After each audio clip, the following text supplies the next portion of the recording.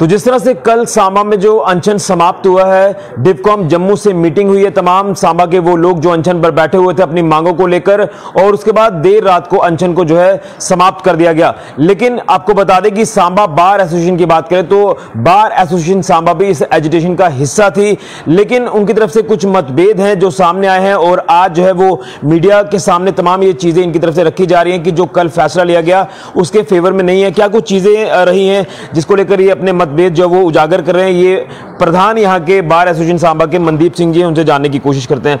तो आपकी तरफ से कुछ मतभेद जो वो रखे जा रहे हैं कि कल का जो फैसला हुआ, अनशन समाप्त हुआ, उसके फेवर में आप नहीं है, और सुनने में ये भी आ रहा है कि आप जो है एजिटेशन का अब जो वो आगे हिस्सा नहीं रहेंगे। जो वायरस की तरफ से कॉल दी गई थी या तमाम जो इसमें लोग जुड़े थे, क्या कुछ कारण रहे जो तमाम चीज़ें आप अब जो अपने मतभेद शो करना चाहते हैं? ऋषि जी, पहले मैं ये क्लियर कर दूं कि मतभेद इश्यूज को लेके नहीं थे। सरोवर टोल प्लाजा एक जेन्युइन इशू था, लोगों का डायरेक्ट इशू था, लोगों को डायरेक्टली हिट करता था और कहीं ना कहीं उसमें काफ़ी सारी इलीगैलिटीज थी, जिसके चलते बार एसोसिएशन उसको सपोर्ट किया था।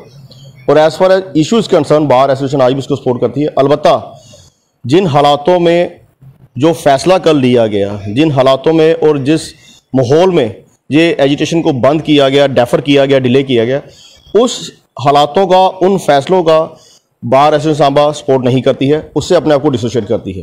देखिए, मैं एक चीज़ आपके माध्यम से बताना चाहूँगा कि जो most elite class of society है बार एसोसिएशन जम्मू, उन्होंने कॉल दी, हमारे चैम्बर ऑफ कॉमर्स ने कॉल दी, पूरा जम्मू एक साइड होके बंद हो गया बिना किसी कारण, बिना किसी सवाल के। वो उन लोगों ने पूरा इस एजिटेशन को, इस कॉल को सपोर्ट किया।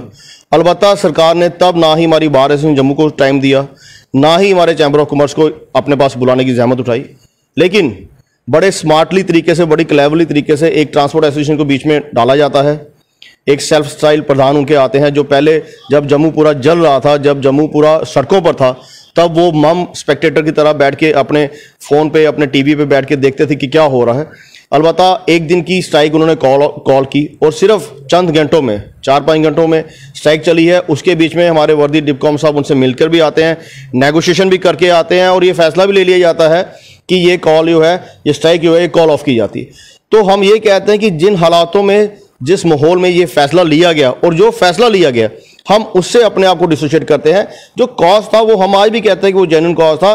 क्यों? क्योंकि लोगों की एक सिंपल डिमांड थी कि जब तक आप रोड नहीं दे रहे हैं, आप रोड की फैसिलिटीज नहीं दे रहे हैं, आप उस रोड पे कोई एम्बुलेंस नहीं दे रहे हैं, आज तक आप ये सांबा का जो रेलवे ब्रिज है, आप इसको थ्रू नहीं करा पाए, आपने आज तक कोई वहाँ पे वाटर आउटलेट्स नहीं दिए, कोई वॉशरूम नहीं दी, कोई कन्वेंस पब्लिक को आप नहीं दे रहे हैं, तो आप चार्ज किस बात का ले रहे हैं? वो एक लीगल इशू है, वो एक एथिकली भी सही है, वो एक सोशली भी वो सही है इशू है। जो हमें गवर्नमेंट ऑफ इंडिया, जो कॉन्स्टिट्यूशन ऑफ इंडिया हमें राइट्स देता है, उसकी वायलेशन में वो हमसे चार्ज किया जा रहा था। हम उस इशू पे आज भी कहते हैं कि वो दैट इज रॉन्ग।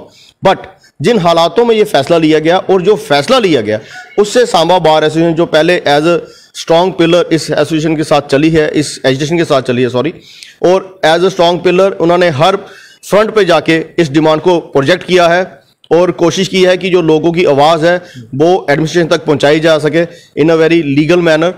लेकिन जो कल फैसला लिया गया, उससे बार एसोसिएशन सांबा अपने आप को डिसोशिएट करती है। लेकिन कुछ चीज़ें ये भी पता चल पा रहे हैं कि वायरस को लेकर भी आपके पास कुछ सवाल हैं जो आप उनके ऊपर छोड़ना चाहते हैं। क्या कुछ ये सवाल हैं, ये भी जानेंगे? देखिए, YRS ने जब ये कॉल ली थी तो उन्होंने सांबा बार एसोसिएशन को अप्रोच किया था seeking the support of Samba bar. मैंने जैसे पहले कहा कि इशू जेन्युइन था, इशू लोगों का था, इसलिए वकील पहले भी लोगों के साथ चलते आए हैं। उसी के चलते सांबा टीम ने ये डिसाइड किया था कि वो इस इशू पे वायरस के साथ देंगे। अलबत्ता जिन हालातों में उनको उठाया गया, हमने तब भी प्रोटेस्ट किया और हमने तब भी एडमिनिस्ट्रेशन से क्वेश्चन मार्क लगाया कि आप लीगली एक्सप्लेन कर रहे हैं। मैं आपको बता दूं कि हमने वो पिटीशन भी आज हमारे कोर्ट ऑफ लॉ में पेंडिंग है regarding the detention, regarding the order which has been issued against the 26 virus candidates जो वहाँ पे डिटेन किए गए थे, और वो आज भी चल रही है। लेकिन जब वो रिलीज होकर बाहर आते हैं, वो किन हालातों में रिलीज हुए, रात को 2:30 बजे उनको किन हालातों में छोड़ा गया, वो अपने आप में एक सवालों के घेरे में आता है कि रात को 2:30 बजे उस जेल के अंदर कौन सी अदालत लगाई गई, कौन सा एजुकेटिव मैजिस्ट्रेट बुला के कौन सा कागज तैयार किए गए कि लोगों को लॉकअप में डाल के उनसे क्या कागज बनवाए गए और साइन करवाए गए।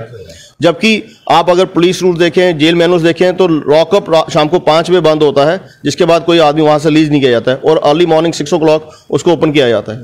वो ऐसे कौन से हालातों में रात को 2:30-3 बजे उनको बुलाकर उनसे डॉक्यूमेंट्स बनवाए और साइन करवा के उनको छोड़ा गया, वो खुद सवालों के घेरे में।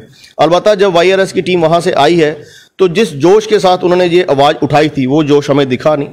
हमने फिर भी कोशिश की कि वो अपने इस जेन्युइन मसले को आगे प्रोजेक्ट करें, लेकिन जैसे उन्होंने कल ट्रांसपोर्ट एसोसिएशन के साथ मिलकर इस मुहिम को, इस एजिटेशन को एक अपने ही तरीके से नेगोशिएशन का नाम देके, एक आश्वासन का नाम देके 7 तारीख तक, 5 तारीख तक इसको कॉल ऑफ किया है, हम उस फैसले के खिलाफ है, हम उसमें उनका सपोर्ट नहीं करते।